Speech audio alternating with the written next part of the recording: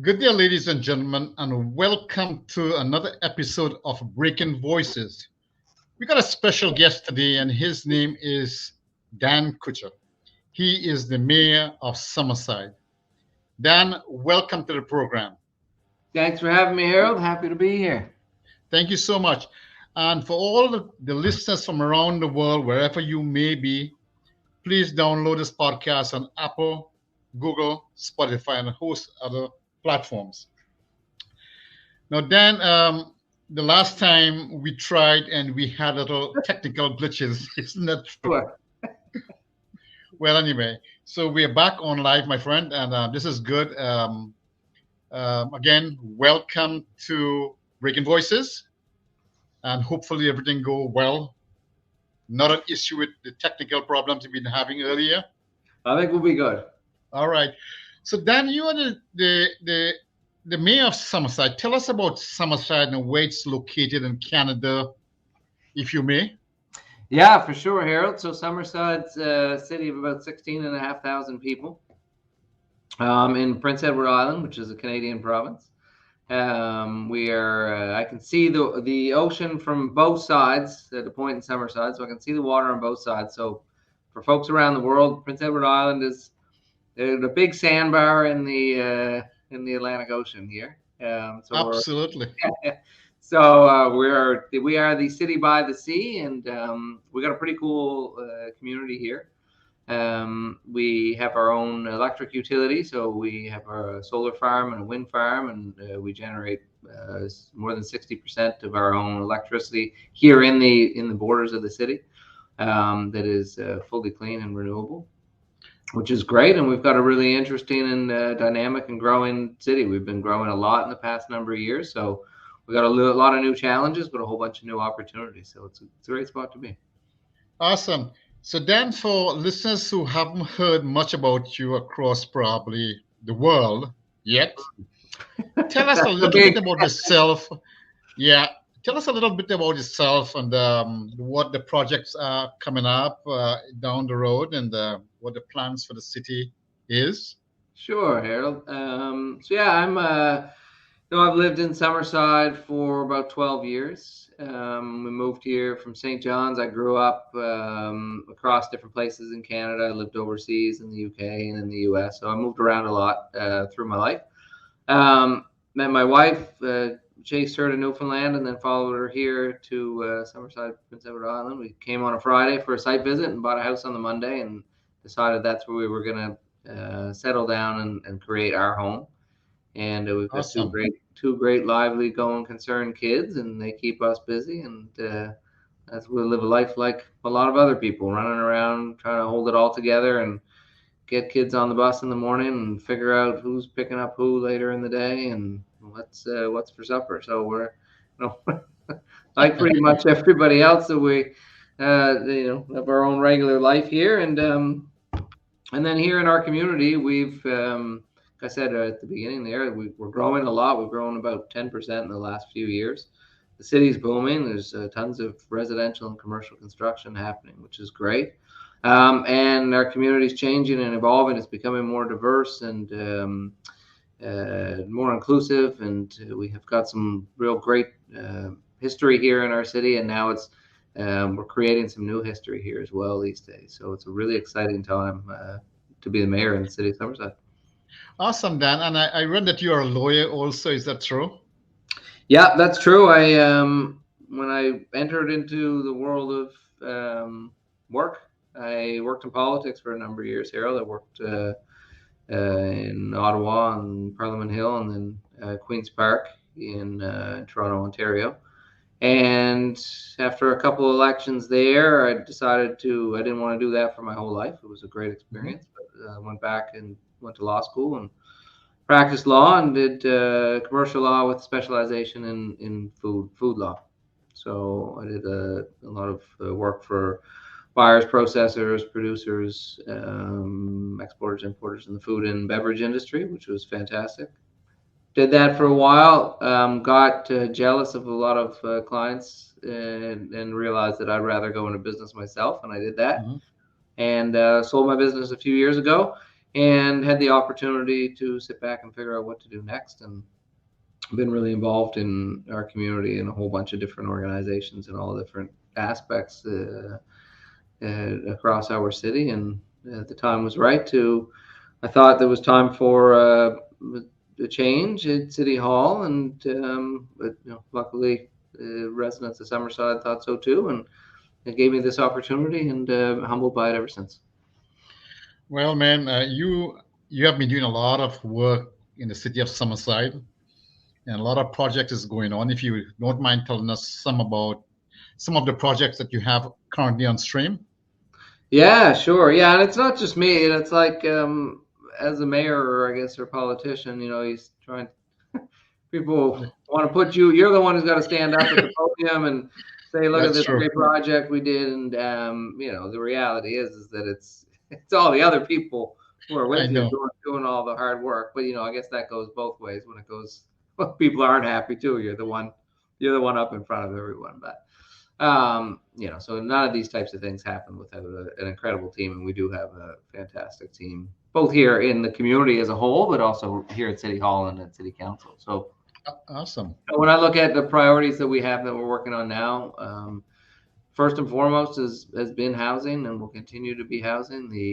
The cities in Canada, at least here, that get housing right and get the housing built that we need across this country, but to get the right type of housing built and get it built quickly will be the places that do well and succeed, and their residents will do well, not just now, but into the future. And I think we're right at the front of the pack there. But that's when you're up at the front, that's when you got to make sure you put your foot down even further, because you got to stay on top of it. So for us, our real focus as a community and as a city right now is to get younger. Summerside is one of the older, demographically speaking, cities in PEI, and PEI is one of the oldest provinces demographically. Again, is the oldest province in Canada. The Maritimes are the oldest region. So we really need to make sure that we're focusing on building communities for young working families in order to help take care of our older adults who are here today. So that's the lens that we put decision making through, and that has given us some real new energy and vibrancy. Well, you got all the energy in the world, my friend, and I know you're certainly going to succeed in this area. But tell me, Dan, there is some issues with respect to healthcare in Mm. the province of PEI, and also Somerset is affected some way or the other. Yeah, absolutely. I think one, there's healthcare challenges across the country and across the province, and those are big challenges that people are working on. It for your listeners outside of Prince Edward Island in Canada, the municipal governments, we don't, outside of providing clean drinking water and removal of wastewater, which is pretty significant from a health perspective. We don't play a role in the delivery of healthcare services. But the way we do look at it is that when the nurses, physicians, lab techs, admin staff, maintenance staff, whenever the people who hold our hospitals and our medical clinics and medical centers together and make them work for our community, when they leave their places of work, then they're our responsibility. So we do have a role to play in how we build community, how we retain the people we need, and how we attract others. So we're very active in that space. Here in Summerside, we've, like anywhere, we face our own individual challenges, and we have some hurdles that come up along the way. And right now we're working as a community through some of those.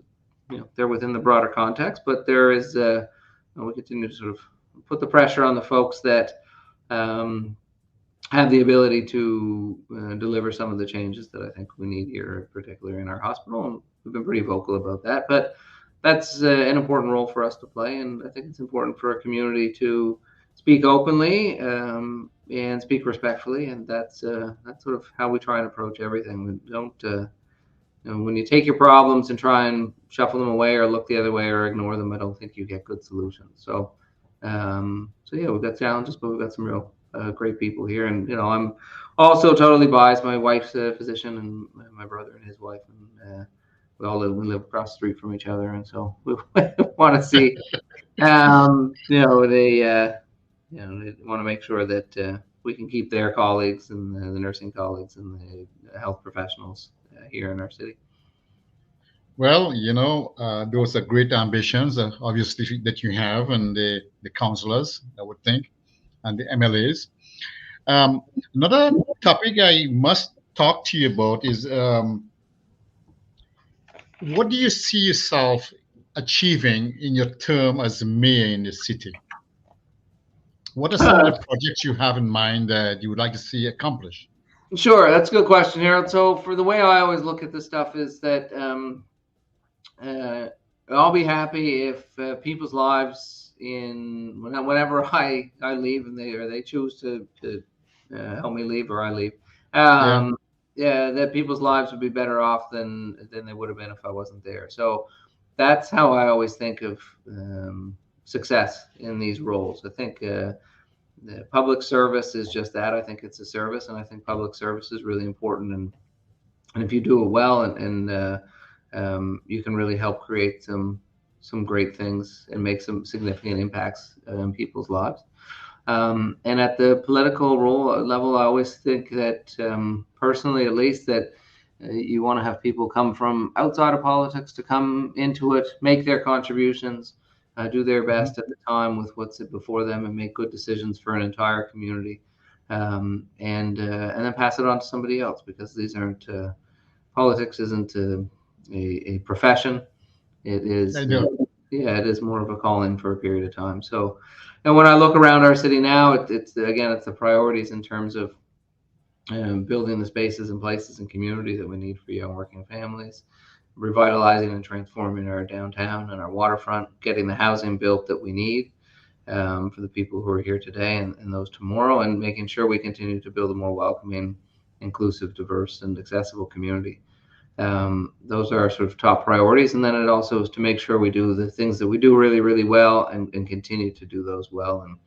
And for us as a city, it's the core services and infrastructure. So that's, your roads, your sidewalks, your playgrounds, your police, your fire, water and sewer, and our sports and entertainment sector. And we have a really strong focus on sports entertainment here in the city of Summerside. Mhm. And then all the work that we've done before me and that we're carrying on in the sustainable energy space, and building a low carbon community that not only does our part for mitigating the effects of climate change, and also trying to adapt to them. So we turned on our latest project here maybe a month or two ago. We just built the biggest solar farm in Atlantic Canada, right here in the city of Summerside, 80 something acres, Wow. 44,000 solar panels. And today I've got my blinds closed here as best I can. It's a sunny Yeah. day. Last week on a sunny day, we were running at 100% solar and wind energy here in our city. So those are great projects so far. And now we look at what we can do next. We're starting to make a play potentially on hydrogen. So how can we take how can we take our solar energy and our wind energy and store that in more efficient ways? We have a large battery attached to our solar farm, which is great. That can we could power our entire city for about 5 hours. But now it's also, how do we find other ways to replace things like the diesel generators that we still have as our backup? And so we're into the exploratory phases on looking at different fuel sources such as hydrogen, which is pretty exciting. Awesome. Well, listen, those are big, big projects. And Yeah, they're pretty good. I know the last time we had this big storm here, Summerside was actually running in probably 2 days after, or a day and a half, because of Yeah, the we had solar project. Fiona, I guess, the tropical storm, or whenever it was almost a hurricane. That really decimated a lot of Prince Edward Island. You can still see it here, even in Summerside, right? When you go to our natural parks here, there's still trees that are leaning and holding on. Hmm.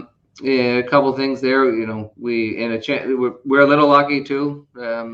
60 kilometers to the east, winds were higher, but we've Hmm. also, our infrastructure is built up a little more here. So just from like the gauge size of the wires that we use for our electrical, our utility poles are a little more robust.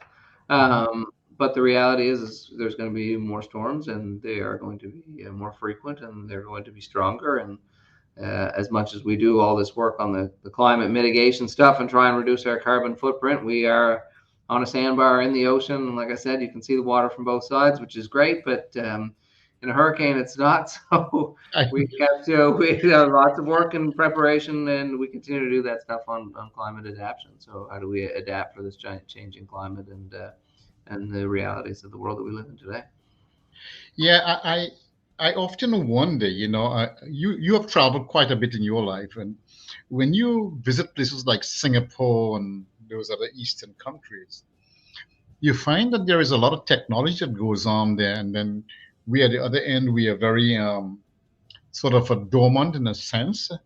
Do you think about sometime into the future that you're going to bring some of those technologies into Summerside or probably across the island?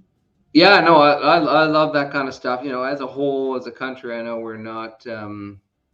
We do suffer from innovation in Canada, and I'm not sure if our continued growing population sometimes always worry. Sometimes that holds back some of the innovations that are required in places when you do have population pressures. You have to figure out how to do things more efficiently. But when I look at it as a municipality, also we have to figure out what we can do for a place that's our size. But yeah, I'm super keen and interested in ways to adapt and adopt technology and deploy it in a way that works for residents in a municipal context. So whether that's, and you'll hear me, I talk about this stuff here at City Hall, and sometimes I get, oh no, here goes the mayor again with some other crazy project that's going to take forever to try and figure out. But the ones that really get me excited is I'd love for our city to adopt an app so we could use a singular app for the city to do things like pay your electrical bill, sign your kids up Hmm. for swimming lessons, know when your library is open and closed, see when there's community events, sort of an all-purpose interface through your mobile device. And then the other one that I'm really interested in and that we're starting to sort of scratch the surface in is how do we deploy AI in a variety of Hmm. ways? Because Yeah. we do already in our electrical grid. We have an AI company here in Summerside that we work with called Blue Wave, and Hmm. they help manage our electrical our electrical load. And we have some devices in homes as well through a program that we have called Heat for Less. Hmm. And they manage our solar and manages our wind and deploys electricity throughout the city. But I also look at, okay, are there ways for us to deploy more AI into everything that we do, from how we manage our finance department manages all of its data and information, to how the city interfaces and communicates with residents. So I think it's a really interesting time, and it's an exciting Hmm. time in that space. And again, the places that get it right will be the ones at the front end. And you don't want to be first, but you want to be last. I always think you want to sort of be around fourth, fifth, sixth, somewhere in there. So that, let the initial adopters make a couple of the mistakes and then come in just as they start getting it right. So it's about finding the I got sweet you. spot, because it's taxpayer dollars that you are using to Hmm. try and deliver things, and you need to do that as responsibly as possible, and you need to treat that as you would treat your own finances. So Yeah, for sure. um, you need to make sure that you are making sensible decisions and investments for your community. Again, one of the things we have here in Summerside is one of our sort of values as a city is that we're not risk adverse. We are prepared to take calculated risks, and doing that has paid off for the city over a number of years with some significant projects. Um, and uh, and we also get things done, and we get them done pretty quick. So we understand what our core values are, and what we're good at, and we keep making sure we do those things. Yeah. Dan, one of the things that happen on the island, as you know, a lot of people is complaining that food prices are very expensive. And I remember when I traveled to Singapore and those places, they have a lot of green technologies and especially greenhouses. Mm. And most of those buildings are actually um, is made up in such a way that there are always greenhouses around, surrounding, or on top of the buildings. Mm. Have you ever thought about probably down the road that something like this would come to PEI? So you Yeah, grow your own vegetables? yeah, totally. You know, I was talking to someone who builds greenhouses here the other day. He says food insecurity is a big issue. I've done a lot of work again as a food lawyer, and then also as a community volunteer in a number of places. I've done a lot of work in food security, Hmm. and it's really almost never been worse, except for some of our more remote communities here in Canada. But yeah, certainly the price of everything from just produce and price and availability of um, produce and foodstuffs has gone up and has become more and more prohibitive for people. And so you try and as well try and there's really not much we can do as a city on that. Hmm. Cost of living, food prices, inflation, those things are way outside of the scope of what a city can do. So we have to think, how do we respond as a community? So we've been looking at ways to be able to promote better food security. So whether that's pretty simple stuff like expanding our community gardens, which we've been doing, working with neighborhoods when neighborhood associations want to set up their own community gardens to grow their own food, trying to support food programs in our community, like our community fridges and our food box programs that so many of our Hmm. not-for-profits put on. And then you get to something like the greenhouse, which super interesting. But I said I was in here talking the other day with someone who's building greenhouses, Hmm. but we're talking about waiving the building permits, although for greenhouses in our community, although most of them are at a size already that there isn't a building permit fee or requirement for one. Hmm. Um, but to put an 8x10 greenhouse to it's $3,500, and usually folks don't have $3,500, which is why you need the greenhouse, right? Yes, yes, yes, Greenhouse for to try sure. and find ways. So um, I'm also a big believer in trying to create and connect people who can create solutions themselves, because we Hmm. can't Yeah, the community just be relying on government to do everything, because the government's not going to do a good enough job or do enough. And so hopefully there are more ways we can explore and connect people to look at things like greenhouse for 5 or 6 houses, right? Like hmm, that's how I see, seeing communities hopefully respond. And then there's all the benefits of, again, when we have gardens at our house, whenever we move, we immediately start planting garden stuffs that produce food. yeah, yeah, And of then whether course. that's cherry trees or your blueberries or your raspberries or Yeah, your tomatoes, like, um, and Harold, a restaurant owner, and I'm a former restaurant owner. I used to get into that business because you also have a love for food and have that as well, right? So yeah, yeah. we're one of the things we're looking at doing here, and this will be coming out in the next few weeks. We'll be starting this discussion. Is we're trying to have more community discussions around topics like food security, and I've been trying to figure out a way to have those discussions and have a format of those discussions where people can then create partnerships Hmm.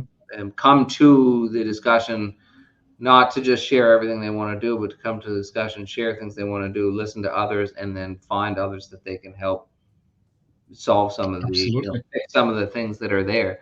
And so that's where I think government and municipal government can play a really good role, is trying to enable people and connect them to create a variety of solutions. Sorry, Awesome. long And answer yeah, for you. I know you have a Mayor's Day, and you tell people about the Mayor's Day that those who have questions about the city could actually come Oh to your yeah, office.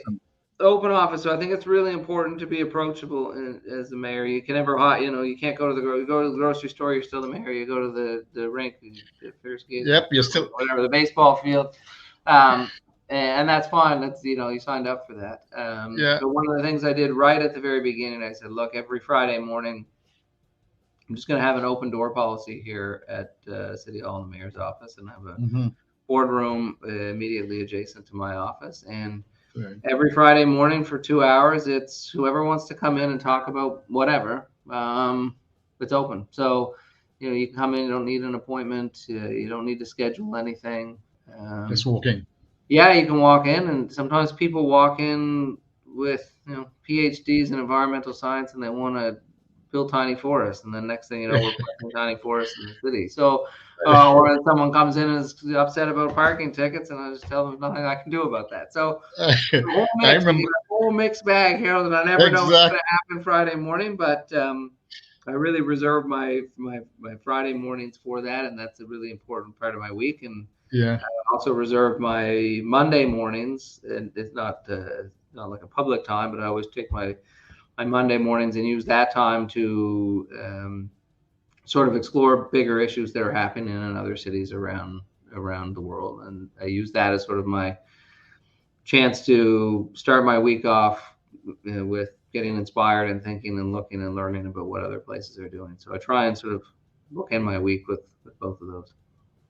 Great. And so, what sort of an advice you have for young people coming up in the city of Summerside or PEI who wants to move ahead or probably want to get into politics or whatever the career goal might be? What advice you have for them? Yeah, well, with some young kids of my own growing up, that's a really good question. Um, I think one is you have to get you just need to get involved in your community, and look at it as an opportunity to learn as well. Right? There's one Yeah. of the things that I think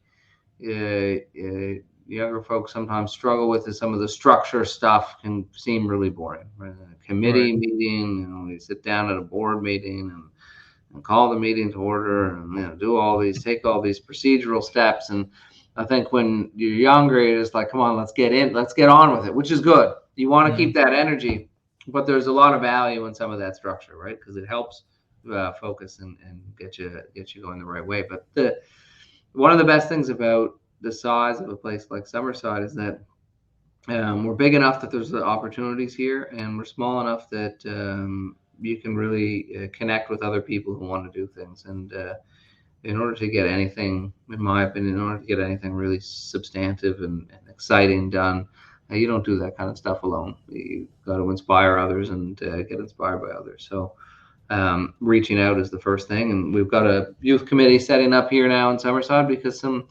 high school students came and said, look, we want to, they've got their own podcast, the train station, I think it's called. Mhm. And they said, look, we got issues affect us in our community. I totally agree with them, and often say that we don't do a good enough job listening to younger generations Yeah. uh, who have a very different perspective on the world. Like, again, the 15-year-olds today have a totally different, they're in a completely different world than when I was 15, right? So Yeah. Yeah. we absolutely need to listen and understand them and try and understand the world, that how they see the world, because I think a lot of them are really intelligent and want to contribute, and there's a lot of value there. So you just really, as mayor, you're really trying to unlock and empower people to contribute and build a more interesting and exciting community. Great. And so before you go, Dan, I just want to ask you whether or not you are planning to probably move from the position of mayor down the road into probably federal politics. Do you have any plans for that? No, Harold, I love cities. I think cities are so fascinating. They are where the action happens. I've always loved cities. Yeah. If I was the only one in charge of taking family vacations, we'd always be going to cities. But although this spring we're doing a week in New York, taking my kids there, which is Okay. one of my favorite cities in the world. And there's so many corners to explore and things to Sure. discover.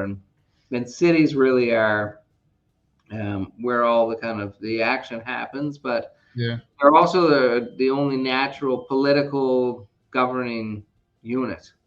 Right, Yeah. in a lot of provinces or states or territories and countries, there's a lot of arbitrary borders drawn all over the place. And cities are where, for millennia, people have come together to create good things. Like, you don't have art, you don't have culture if you don't have cities.